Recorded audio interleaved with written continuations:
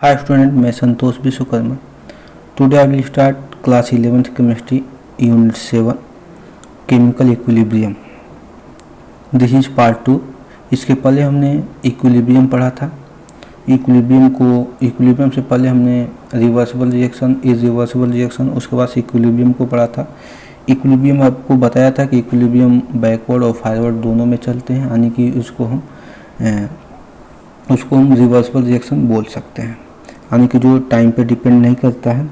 तो इसके करेक्टर्स होते हैं। तो करेक्टर्स में अगर पहला करेक्टर देखें तो पहली करेक्टर ये होती है कि जो इक्विलिब्रियम होती है, इक्विलिब्रियम की जो प्रोसेस होती है वो हम एक क्लोज कंटेनर के अंदर या क्लोज स्पेस के अंदर ही हम उसको कंप्लीट करा सकते हैं। तो पहली प्रॉपर्टी ये हो जाएगी, जैसा कि यहाँ पर लिखा गया है, equilibrium state can only be achieved if the reversible reaction is carried out in close space आज कंटेनर। यानी कि इक्विलिब्रियम हमेशा कहाँ पे होती है, एक क्लोज स्पेस कंटेनर के अंदर ही होती है, जहाँ पे रिवर्सिबल रिएक्शन गवर्न किया करते हैं। दूसरा हमारे पास हो जाएगा कि जब क्या होगा, यहाँ पे देख लेते हैं कि ये रिएक्टेंट है, ये प्रोडक्ट में चेंज हो रहा है, और फिर प्रोडक्ट रिएक्टेंट में चेंज हो रहा है, इसी को रिवर्सिबल बोलते हैं। और जब दोनों की कंसंट्रेशन सेम हो जाती है तो इसको इक्विलिब्रियम बोलते हैं। तो इसका जो रेट होता है और इसका जो रेट होता है, rate of reactant and rate of product, यानी कि दोनों की रेट क्या होती है, सेम होती है, यानी कि सेम रेट से दोनों चलते हैं। तो ये भी लिख सकते हैं यहाँ पे, ये भी इसकी कैरेक्टरिस्टिक्स में आ जाएंगे। तो यहाँ पे जब दोनों की रेट, इसका भी रेट और इसका भी रेट की बात करें तो इसको हम डायनेमिक इक्विलिब्रियम बोल सकते हैं, यानी कि इसको डायनेमिक इन नेचर बोल सकते हैं। तो इसको लिख सकते हैं इजीली में, जो हमने समझा है वही लिखा है यहाँ पे। It is a dynamic in nature, both forward and backward reaction occurs at the same rate, यानी कि दोनों फॉरवर्ड बैकवर्ड क्या होते हैं, सेम रेट होते हैं। और फॉरवर्ड बैकवर्ड है तो इसी को तो इक्विलिब्रियम बोल सकते हैं।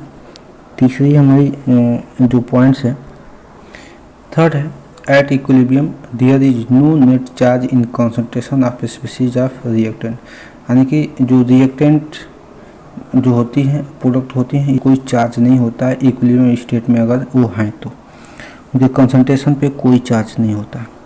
और नेक्स्ट पॉइंट में देख लेते हैं, नेक्स्ट एंड लास्ट कैरेक्टरिस्टिक्स में यही है कि concentration of reactant and not change with time, जो कि पहले बताया जा चुका है। ये जितनी भी प्रोसेस हैं ये सारे प्रोसेस हम पहले पढ़ चुके हैं, उसी से मेन पॉइंट को हमने यहाँ पे राइट किया है, वही उसके कैरेक्टरिस्टिक्स बन रहे हैं। तो ये होंगे कैरेक्टरिस्टिक्स ऑफ केमिकल इक्विलिब्रियम।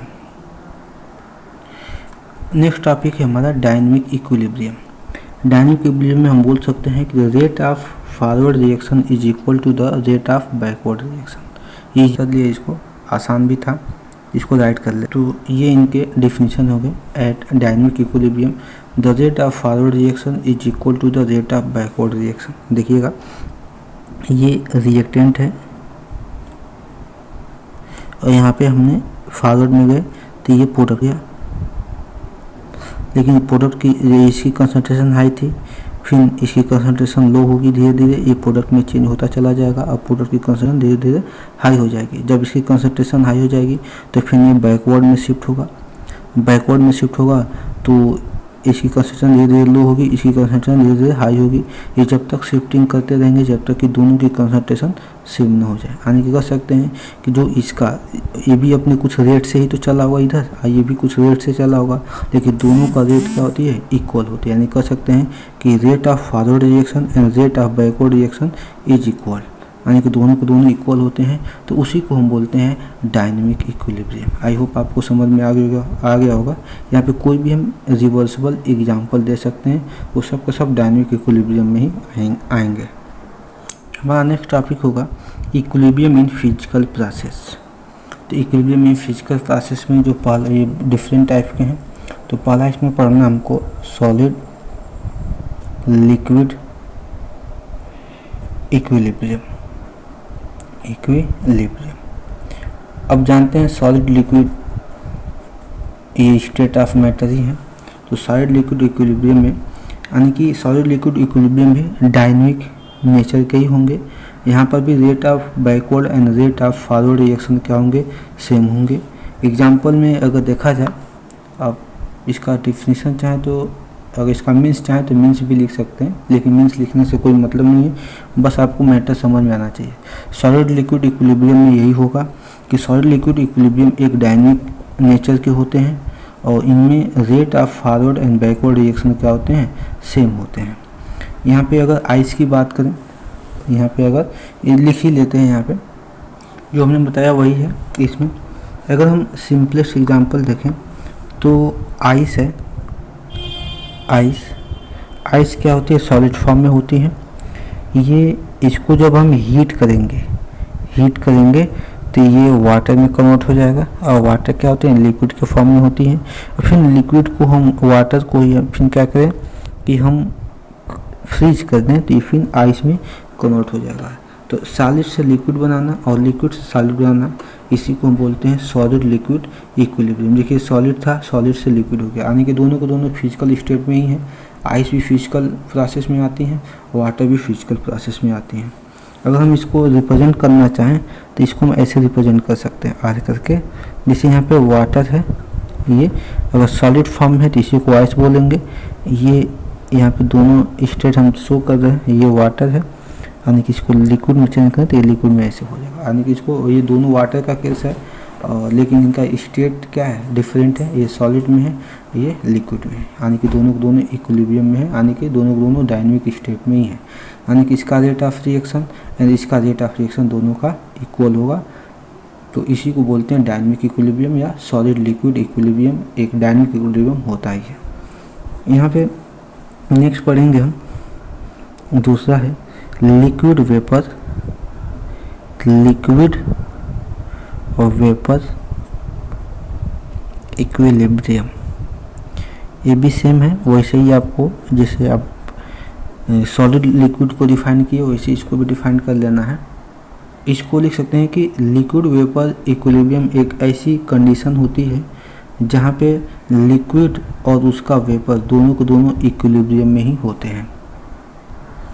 जैसे कि इसका हम एग्जांपल लें तो जैसे यहाँ पे वाटर है, ये लिक्विड फॉर्म में है, इसको हम हीट करेंगे, हीट करते हैं तो यही वाटर को वेपर के फॉर्म में आ जाता है, यानी कि गैस के फॉर्म में आ जाता है, इसको वेपर बोलते हैं। और फिर इसको जब हम क्या करेंगे, कंडेंस करेंगे, यानी कि यहाँ पे कंडेंस करेंगे तो फिर लिक्विड में आ जाए, यानी कि ये कंडेंस की प्रोसेस हो गई। इसको बोल सकते हैं कंडेंस प्रोसेस या कंडेंसेशन बोलते हैं इसको, ये कंडेंसेशन लिख सकते हैं, या इसको बोलते हैं इवापोरेशन, इवापोरेशन।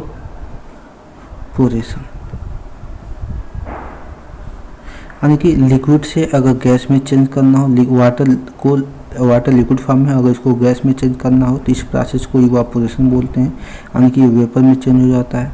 अगर गैस से मतलब लिक्विड गैस को, ऐसा ये वाटर जो गैस है या जो वेपर फेज में, इसको अगर हम कंडेंस यानी कि ठंडा करें तो ये लिक्विड में आ जाता है। तो यहाँ पे हम लिख सकते हैं कि in this state, in this equilibrium ही लिख लेते हैं, इक्विलिब्रियम जो रेट ऑफ इवापोरेशन है is equal to the rate of condensation, यही होती है liquid vapour equilibrium. I hope ये आपको समझ में आ रहा होगा। और नेक्स्ट हमारा है solid vapour equilibrium. Next solid vapour equilibrium, तो यहाँ पर भी हम वही जो भी हम जो लिखे थे लिक्विड वेपर में, वही चीज़ें यहाँ पर भी सॉलिड वेपर में है। तो यहाँ पे ऐसे इक्विलिब्रियम स्टेट लेंगे कि जहाँ पे सॉलिड डायरेक्ट वेपर में चेंज हो जाए और वेपर से हम डायरेक्ट उसको सॉलिड में भी चेंज कर लें। तो इसको हम लिख सकते हैं, यहाँ पे देखिएगा, ये है this type of equilibrium is found in the case of दो solids which directly change to the gas और vapour state without change in liquid. और इस प्रोसेस को हम क्या बोलते हैं, इस प्रोसेस को हम बोलते हैं सब्लिमेशन प्रोसेस, जिसमें सॉलिड क्या होते हैं डायरेक्ट गैस में चेंज हो जाते हैं विदाउट चेंज इन लिक्विड। जैसे कि कैम्फर, नेफ्थलीन बाल नाम सुना होगा आपने, camphor, naphthalene, iodine and ammonium chlorides. यहाँ पे अगर मान लेते हैं सॉलिड है, ये सॉलिड है, यानी कि ये सॉलिड हमने ले लिया। यहाँ पे एग्जांपल लेते हैं आयोडीन, ये मान लेते हैं आयोडीन ही है, आयोडीन, ये आयोडीन का सॉलिड है। जब क्या करेंगे कि इसको जब हम हीट करेंगे तो ये क्या होगा, ये गैस में चेंज हो जाएगा, यानी कि ये आयोडीन ही होगा, आयोडीन गैस में, या लिख सकते हैं आयोडीन यहाँ पे गैस में चेंज हो जाएगा, यानी इस प्रोसेस को हम बोलते हैं सब्लिमेशन। जब सॉलिड यानी कि आयोडीन सॉलिड, जब इसको हम आसानी से यहाँ पे ऐसे लिख देते हैं, ये आयोडीन है जो कि सॉलिड फॉर्म में है, और इसको हमने क्या किया है, सब्लिमेशन प्रोसेस बनाया है। सब्लिमेशन प्रोसेस में आप जानते ही हैं, ये डायरेक्ट गैस में चेंज हो जाएगा, यानी कि ये जो आयोडीन है, आयोडीन डायरेक्ट यहाँ पे गैस में चेंज हो जाएगा। जब इसको हम क्या करें कि इसको हम सोलिडिफिकेशन कर लें, क्या करें, सोलिडिफिकेशन की प्रोसेस होती है, यानी कि इसको हम कूल करते हैं, कंडेंस करते हैं डायरेक्टली, तो ये फिर गैस से सॉलिड में आ जाता है। तो ये प्रोसेस होती है कि जहाँ पे rate of sublimation equal to the rate of solidification क्या होते हैं, सेम होते हैं, तो इसी को बोलते हैं सॉलिड वेपर इक्विलिब्रियम। इसे आप किसी को भी यहाँ पे यूज कर सकते हैं, वो सब के सब ये सब्लिमेशन और सॉलिडिफिकेशन की प्रोसेस दोनों से शो कर सकता है, तो इसी को बोलते हैं सॉलिड वेपर इक्विलिब्रियम। देखिए यहाँ पे फोर्थ है आपका equilibrium involving solid in liquid, या इसी को बोलते हैं dissolution of sugar in water, क्योंकि शुगर यहाँ पर सॉलिड है और वाटर क्या है, लिक्विड है, इसी को सॉलिड इन लिक्विड बोला गया है। तो इसका एक इजीली एग्जांपल दे सकते हैं कि when a solid is added to the solvent, अगर कोई भी सॉलिड को सॉल्वेंट यानी कि वाटर में ऐड किया जाता है, यानी कि हम सॉलिड को अगर हम शुगर ले लें, देखिए यहाँ पर लिखा भी है सॉलिड पार्ट का, यानी कि शुगर डिफ्यूज इन सॉल्वेंट, यानी कि जब हम कोई भी सॉलिड यानी कि शुगर को वाटर में मिक्स करते हैं तो वाटर के अंदर क्या होता है, शुगर डिफ्यूज मतलब टोटली मिक्स हो जाता है।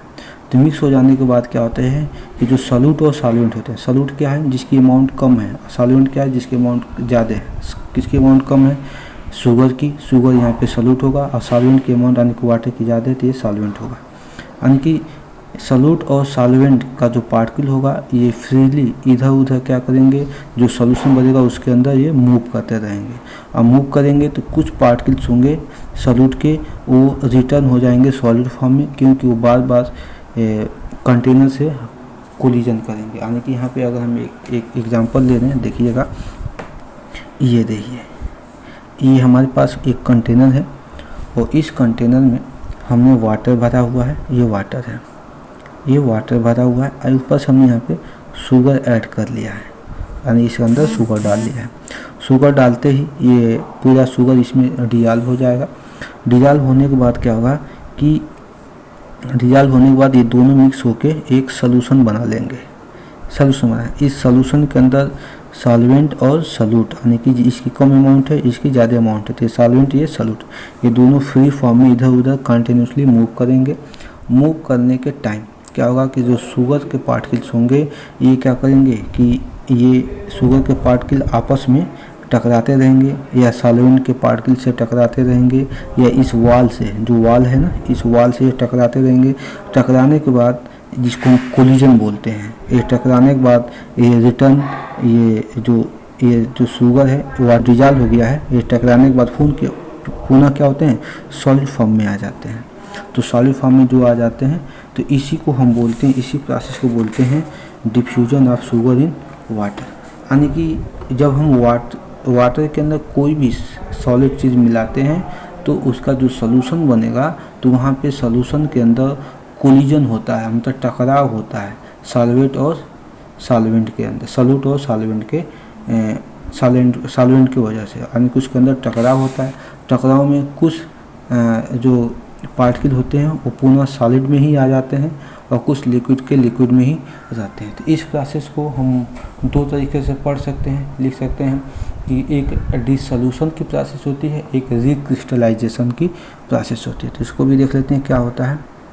तो आप यहाँ पे देख सकते हैं कि जब किसी भी सॉलिड को सॉल्वेंट में हमने यानी कि शुगर को वाटर के अंदर मिक्स करते हैं तो दोनों को दोनों यानी कि शुगर क्या होता है वाटर के अंदर डिजॉल्व हो जाता है, डिजॉल्व होने जाने के बाद दोनों आपस में कोलाइड करते हैं। कोलाइड करने के बाद कुछ कंटेनर्स के वाल से कोलाइड होती है, कुछ आपस में पार्टिकल्स कोलाइड करते हैं। कोलाइड करने के बाद कुछ पार्टिकल्स क्या होते हैं कि जैसे सॉलिड के पार्टिकल्स अपने फिर सॉलिड स्टेट में ही आ जाते हैं। तो यहाँ पे बोल सकते हैं यहाँ पे टू टाइप या टू अपोजिट प्रोसेस यहाँ पे ऑपरेट होते हैं। एक डिसोल्यूशन में क्या होते हैं, the particle of solid living the solid phase and dissolving solvent, यानी कि डिसोल्यूशन मतलब होता है टोटली सॉल्युबल हो जाना। डिसोल्यूशन का मतलब ही होता है टोटली सॉल्युबल हो जाना, यानी कि क्या होते हैं कि जब सॉल्यूट को सॉल्वेंट में डालते हैं यानी कि वाटर में डालते हैं तो सॉल्यूट क्या करता है कि अपनी सॉलिड फेज को ये लॉस कर सॉलिड फेज को अपनी लॉस कर देता है और ये सॉल्वेंट के अंदर डिजॉल्व हो जाता है। दूसरा होता है रिक्रिस्टलाइजेशन। रिक्रिस्टलाइजेशन मतलब क्या होता है कि सम पार्टिकल ऑफ सॉल्यूट, यानी सॉल्यूट के कुछ पार्टिकल होते हैं ये सॉल्यूशन से फिर क्या होते हैं सॉलिड फॉर्म में चले आते हैं, तो उसी को बोलते हैं रिक्रिस्टलाइजेशन। रिक्रिस्टलाइजेशन का आप एक और भी एग्जांपल ले सकते हैं कि देखते होंगे कि अगर ये मान लेते हैं कि पैन है, यानी कि इसको कढ़ाई बोलते हैं, यानी कि इसमें क्या है कि वाटर है और शुगर है, वाटर और शुगर इसमें दोनों मिक्स कर दिया गया है और इसको हाई टेम्परेचर पे इन दोनों को डिजॉल्व किया जा रहा है, यानी कि हाई टेम्परेचर पे डिजॉल्व करने पे मैक्सिमम वाटर मालिक्यूल यहाँ से निकल जाते हैं और निकलने के बाद ये जो इसका सोल्यूशन एकदम डेंस हो जाता है, मतलब गाढ़ा हो जाता है। सोल्यूशन पूरा जाकर गाढ़ा हो जाता है। गाढ़ा होने के बाद जब इसको हम कुछ टाइम के लिए इसे रूम टेम्परेचर पे छोड़ देते हैं तो धीरे धीरे ये ठंडा होता है। ठंडे होने के बाद जो इसमें शुगर होते हैं, शुगर क्या होते हैं ऊपर देखिए, शुगर के ऊपर जमने लग जाता है, यानी कि उनका क्रिस्टल बनने लग जाता है। शुगर के ऊपर क्रिस्टल बनने लग जाता है, यानी कि यही शुगर जो लिक्विड फेज में है उसको कोल्ड करने के बाद वो क्रिस्टल फेज में आ जाते हैं और उनको आसानी से हम सेपरेट कर सकते हैं। तो यही प्रोसेस होती है रिक्रिस्टलाइजेशन की, यानी कि पहले शुगर हमारा क्रिस्टलाइजेशन प्रोसेस में था, उसको वाटर में डाला, वो डिजॉल्व हो गया टोटली। फिर हमने क्या किया, हीट दिया, हीट करने से मैक्सिमम वाटर मालिक्यूल को हमने बाहर निकाला और उसके बाद जो सोल्यूशन बना एकदम गाढ़ा सोल्यूशन बना हमारा। फिर इसको जैसे हम रूम टेम्परेचर पर धीरे धीरे ठंडा किए तो जो शुगर होगा, शुगर क्रिस्टल के फॉर्म में ये बाहर निकल जाते हैं, यानी कि ऊपर आकर तैरने लग जाते हैं, क्रिस्टल फॉर्म में ये जम जाते हैं। तो इसी को बोलते हैं रिक्रिस्टलाइजेशन। तो ये टू टाइप का प्रोसेस होती है इसके अंदर। नेक्स्ट और 5 नंबर की जो फिजिकल प्रॉपर्टीज है इक्विलिब्रियम में वो ये और लास्ट भी है equilibrium involving gas in liquid, यानी कि गैस को लिक्विड में मिक्स करना, या इसको लिख सकते हैं mixing of gas in liquid. ये हम इसका हमको नोट्स नहीं देंगे, आपको बस समझा देते हैं, आपको इजली समझ में आ जाएगा, क्योंकि ये जो टॉपिक्स है ये क्लास 12th के लिए है, ये क्लास 12th में भी इसको डीपली पढ़ना है। तो इस गैस को अगर लिक्विड के अंदर गैस को मिक्स करना है तो इसके लिए एक लाया था हेनरी ला, नाम था हेनरी ला, हेनरी ने ही इसको दिया था। ये क्लास 12th में आपको मतलब बहुत डीपली इसको पढ़ना है, हेनरी ला के होते क्या है। इसको हम दे सकते हैं कि एक मान लेते हैं कि एक मान लेते हैं पेप्सी बॉटल है या कोई भी बॉटल है, तो या सोडा बॉटल या पेप्सी बॉटल कोई भी बॉटल है यहाँ पे। तो यहाँ पे देखते हैं जो लिक्विड होती है यहाँ तक ये फिलअप किया जाता है, पूरी लिक्विड यहाँ पे फिलअप होते हैं। जब आप पेप्सी का ढक्कन यहाँ पे खोलते हैं, ओपन करते हैं, तो क्या होता है कि यहाँ से गैस निकलती है। वो गैस क्या होती है, CO2 होती है, कार्बन डाइऑक्साइड की गैस होती है। एक्चुअली में अगर बात किया जाए तो लिक्विड के अंदर गैस डिजॉल्व करना इम्पॉसिबल बात होती है, लेकिन कुछ नेचर में अगर देखा जाए जैसे वाटर के अंदर ऑक्सीजन गैस डिजॉल्व होता है, तो ऐसे ही कुछ कंडीशन में ऐसे होते हैं कि कोई गैस क्या होते हैं कि किसी वाटर के अंदर जल्दी डिजॉल्व नहीं होते हैं। तो उस वाटर को जैसे पेप्सी बनाई जाती है तो पेप्सी के अंदर, पेप्सी बॉटल के अंदर पहले लिक्विड को हम, कार्बोनेट लिक्विड होती है, इस लिक्विड को हम यहाँ पे भर लेते हैं। भरने के बाद क्या करते हैं, हाई प्रेशर से हम क्या करते हैं CO2 यहाँ पे इंजेक्ट करते हैं। इंजेक्ट करने के बाद इसको हम बंद कर देते हैं। बंद करने के बाद क्या होती है कि ये CO2 आके यहाँ पे देखिए, इस यहाँ पे आके ये जब बंद कर दें ढक्कन तो जो स्पेस बचा हुआ है ना खाली ढक्कन के पास, यहीं पे आके CO2 ये आके बैठ जाता है, यहीं पे CO2 आके कलेक्ट हो जाते हैं। जब ढक्कन हम खोलते हैं तो ईजिली निकल जाता है, कोई मज़ा नहीं आता है। इसीलिए क्या कहते हैं कि कोई भी गैस को लिक्विड में डिजॉल्व करना है, यानी कि solubility of gas in liquid ये डायरेक्टली प्रोपोर्शनल टू प्रेशर होता है, pressure and inversely proportional to temperature होता है। यानी कि देखते होंगे कि जब कोल्ड ड्रिंक आता है तो कोल्ड ड्रिंक को हम फ्रिज में रख देते हैं। फ्रिज में रखने के बाद क्या होती है कि फ्रिज में रखते हैं तो ये solubility of gas in liquid increase कर जाती है, यानी कि बढ़ जाती है। सॉल्युबिलिटी ऑफ लिक्विड क्या होती है, गैस इन लिक्विड बढ़ जाती है और प्रेशर भी हाई होती है। तो इसकी वजह से क्या होती है कि लिक्विड के हर एक वॉल्यूम में क्या होती है, गैस मॉलिक्यूल आके डिजॉल्व हो जाती है। जब कोल्ड करते हैं तभी हम टेम्परेचर क्या करते हैं, डाउन दे टेम्परेचर देंगे, डाउन हो रहे हैं यहाँ पे 1/टेम्परेचर मतलब टेम्परेचर यहाँ पे लो कर रहे हैं। तो जब हम प्रेशर हाई करेंगे और टेम्परेचर लो करेंगे तो किसी भी लिक्विड के अंदर गैस को इजीली हम डिजॉल्व कर सकते हैं। इसीलिए क्या होता है, जब ढक्कन खोला जाता है, जब ठंडे फ्रिज से निकाल के पेप्सी के बॉटल का ढक्कन खोला जाता है तो फ्रीज की साउंड आती है और बहुत सारे बबल्स यहाँ से निकलना स्टार्ट करते हैं। वो बबल्स किसके होते हैं, CO2 के ही बबल्स हो सकते हैं, CO2 के ही बबल यहाँ पे होते हैं, क्योंकि CO2 पूरे लिक्विड के अंदर इसके वॉल्यूम तक डिजॉल्व होता है। क्यों डिजॉल्व हो जाता है, क्योंकि हेनरी लॉ के according solubility of gas in liquid is directly proportional to pressure and inversely proportional to temperature होते हैं।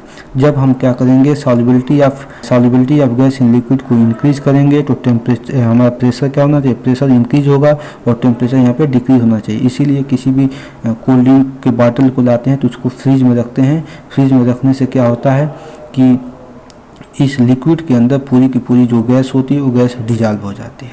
तो ये आज का टॉपिक्स है। नेक्स्ट टॉपिक में हम पढ़ेंगे ये फिजिकल इक्विलिब्रियम हो चुका है, अब हम केमिकल इक्विलिब्रियम पढ़ेंगे, उसके बाद नेक्स्ट टॉपिक को डिस्कस करेंगे। Thanks for watching my this video.